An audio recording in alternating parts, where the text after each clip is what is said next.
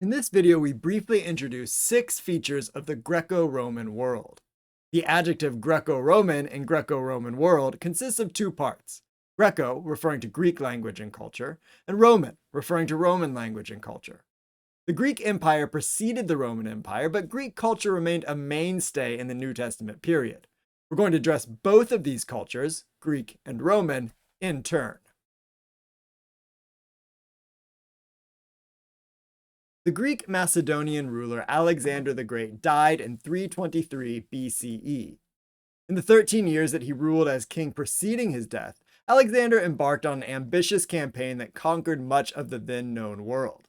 Alexander forged an empire that stretched across 3 continents.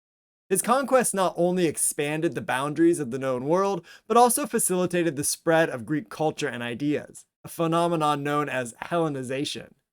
The results of this campaign had massive effects for the New Testament and its world.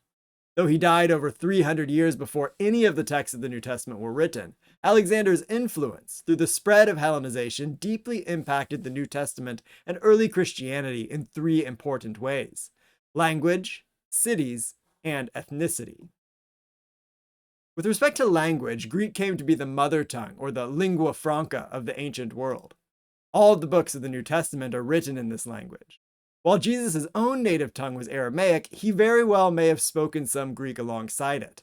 Moreover, the writings that the New Testament writers considered to be scripture, what we as Christians call the Old Testament and Jews call the Hebrew Bible or Tanakh, was primarily engaged in Greek rather than its original Hebrew in the context of the New Testament.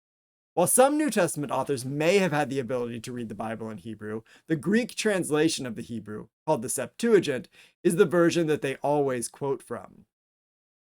With respect to cities, Alexander's conquest not only established new cities, but it also connected older ones by road and by sea. It was primarily in the cities of the ancient world that Christianity would spread, and the groundwork for this spread was laid by Alexander's conquests. People could move across the inhabited world, and they did.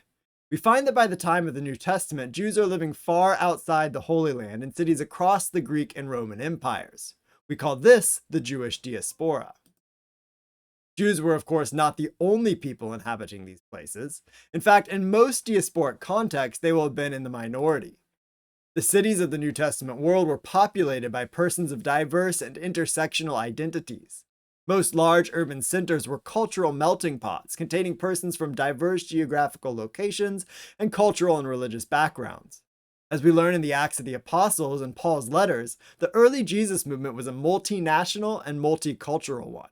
It was made up of both Jews and Gentiles, that is, non-Jews.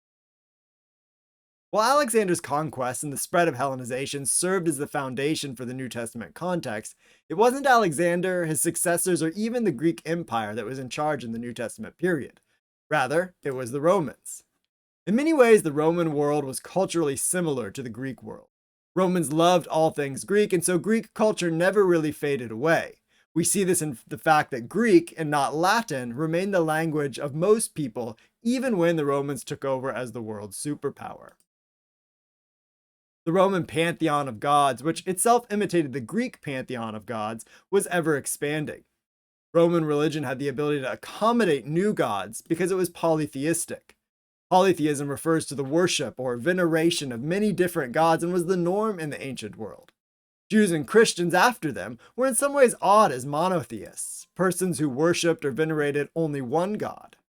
In some scenarios, this got them into trouble, but in many others, Christians and Jewish monotheism was recognized as a legitimate religious outlook, even if it was at odds with the polytheistic norm.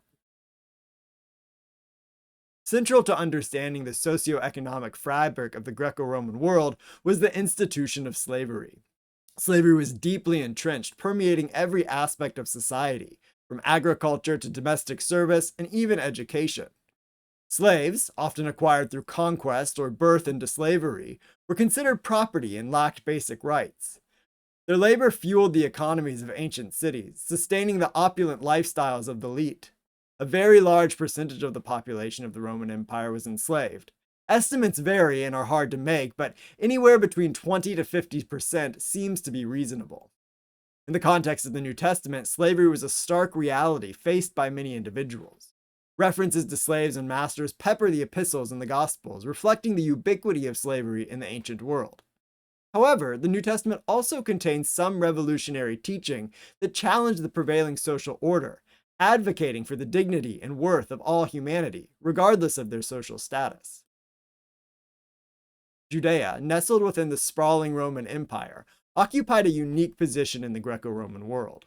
Governed by a complex interplay of local rulers such as the Herodian dynasty and Roman procurators, Judea was a region marked by political intrigue and religious fervor. The imposition of Roman imperial rule brought both stability and tension to Judea. While Roman governance facilitated trade and infrastructure development, it also bred resentment among those who chafed under foreign occupation. The figure of the Roman governor, vested with significant authority, loomed large in the New Testament narrative, as seen in the trial of Jesus before Pontius Pilate. In navigating the intricacies of Judean politics, the writers of the New Testament grappled with questions of power, justice, and loyalty. Their writings bear witness to the lived experience of communities caught between allegiance to Rome and fidelity to their religious tradition.